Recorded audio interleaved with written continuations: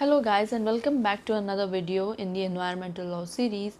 And in this video we are going to look in the Indian Forest Act. The Indian Forest Act was established under the British rule, okay, and therefore this act consists of the various objectives and guidelines in relation to the protection of the forest. The main aim of the Indian Forest Act is to consolidate laws in relation to the forest, to look into the regulation of transit of the forest products or forest produce, levy duty on timber and other produce. So basically, if you looked at the gist of this act, it is a lot commercial in nature than the average environmental law acts or the environmental related acts, and focuses more on the economic benefits of the environment than to look into the protection of the environment.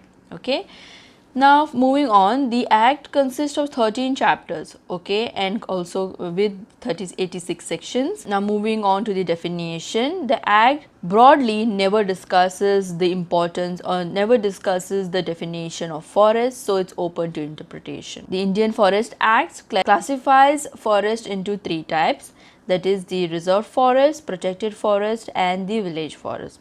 Now first let's look into the reserve forest. Provisions for the reserve forest is provided under chapter 2 of the act from section 3 to section 27. Reserve forests are the forests which has government ownership. Okay, this kinds of reserve forest prohibits local to enter or use the forest unless with the government permission. Okay, so the preliminary notification under section 4 is given for converting any forest into a reserve forest. The forest settlement officer is appointed, and this forest settlement officer has a right to reject the permission of the use of this kind of reserve forest. Okay, furthermore, the penalty from minimum 5,000 to 20,000 can be given for grazing, burning of forest or even quarrying for that matter, and imprisonment of max 2 years. Now let's move on to the village forest. Chapter 3 section 8 of the Indian Forest Act speaks about the village forest.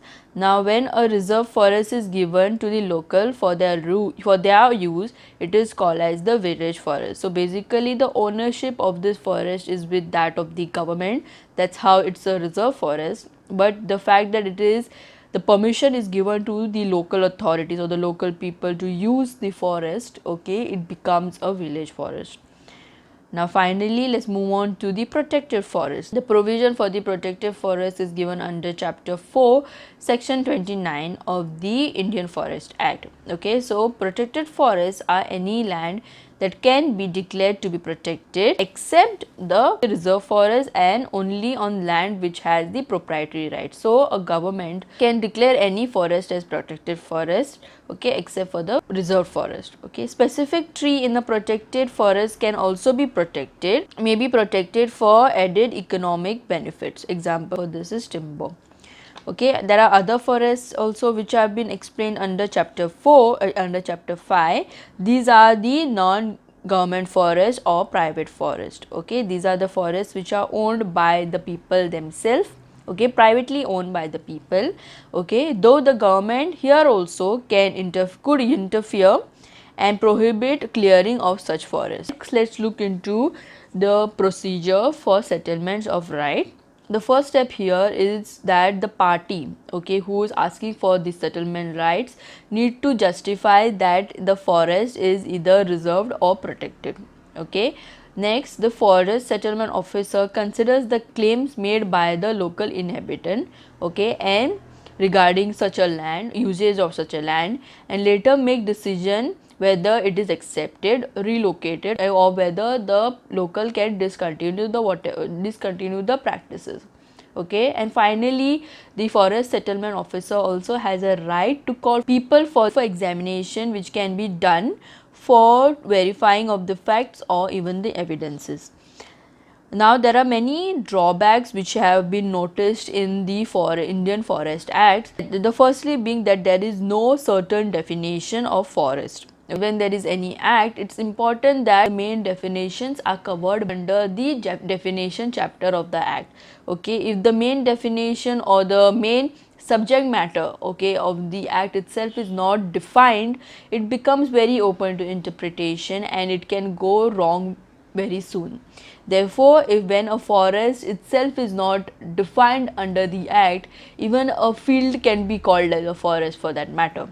Okay, so therefore the definition of forest is major drawback of the act. Another thing of the act is that it gives more important to the economic value of the forest than the environmental value. This is what I discovered, this is what I said right in the beginning of the video, that the main goal of this forest or forest Indian Forest Act was to look into the economic value or the potential economic value the forest will give, and how can the act protect the forest from the locals from misusing it.